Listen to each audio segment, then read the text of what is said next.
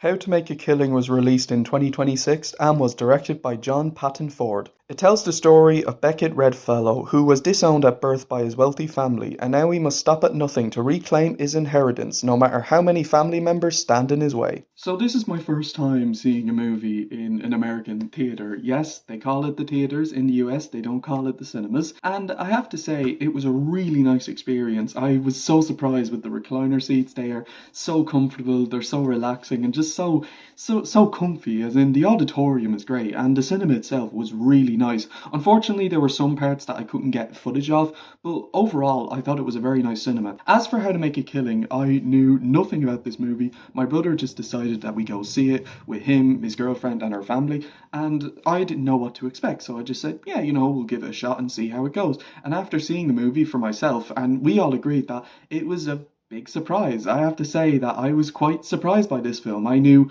nothing about the film. I didn't know what to expect, so I just went in blind as a bat pretty much. And I gotta say, it was very, very surprising. The storyline was quite engaging. It was very entertaining. There was some good, humor. There were some good jokes throughout. There was a lot of good drama, which I was surprised by. There's some really intense moments, which, actually did get me. Like, I felt, some of the intensity throughout the film. So I have to say, drama-wise, this film is very, very strong. It's a very character-driven story. It's about Beckett and his story about, trying to prove himself. And I think it's executed very well. The direction is very good.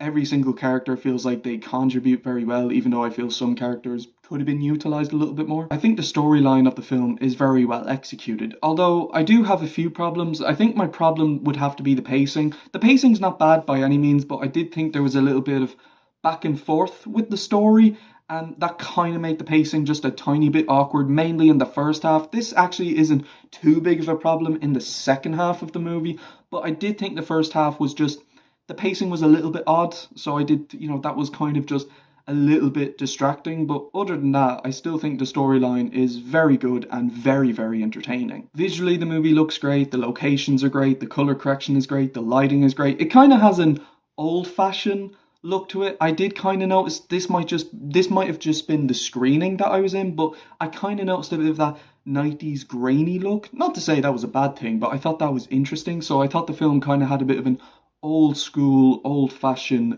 look to it, if you get me. Even some of the locations kind of had that old fashioned look to it, but I thought that was pretty cool. The cast do a really good job playing these characters. You can tell they're having so much fun, and the dynamic with the characters is really, really good. The action is really good. Some of it is very, very intense and very dramatic, and I thought that was really good. The film's characters are very good too. Beckett has a very good character arc. I really like the direction taken with his character, and I really like the character of Julia. I have to say, wow, she was very, very interesting. I really liked how she was written, and I really liked the direction taken with her. I do feel with the other characters though, there's some characters in the second half that come in, and not to say they're bad, they're pretty good, but I feel their actions could have more impact if they were utilised a little bit more. Same with some other characters that were introduced in the first half of the movie. I just feel some of the other characters could have been utilised a little bit more and could have had maybe a little bit more screen time and a little bit more character development. But other than that, I think the film has a very strong cast of characters, and the chemistry with all of them is really good. That's definitely my favourite aspect of the movie. The music, though, is not all that great. I find the music to be a little bit forgettable, and I'm honestly struggling to remember most of the soundtrack.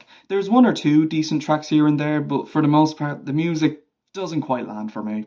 I'm happy to say that this was the first movie I ever saw in the United States of America, and I have to say, I really liked it. This film was a very big surprise for me. Overall, How to Make a Killing was a very good movie. The storytelling is a lot of fun, the performances are great, the visuals are nice, the action is intense, and the characters are quite well written. The pacing at times is a little bit awkward, and the music's not all that memorable, but overall, it's a very solid film, and I'm glad I saw it. I'm going to give How to Make a Killing an 8 out of 10.